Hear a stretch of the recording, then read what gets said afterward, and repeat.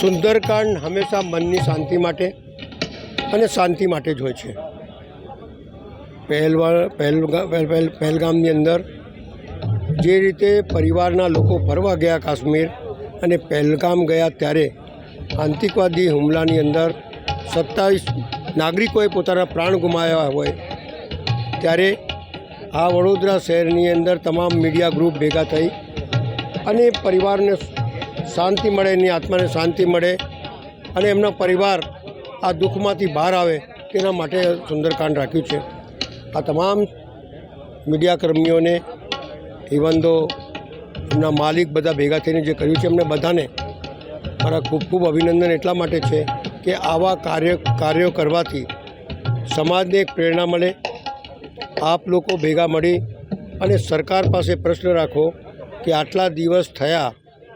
આ કરી દીધું, પેલું કરી દીધું, એ કરી દીધું, આત્માની શાંતિ ત્યારે જ મળે કે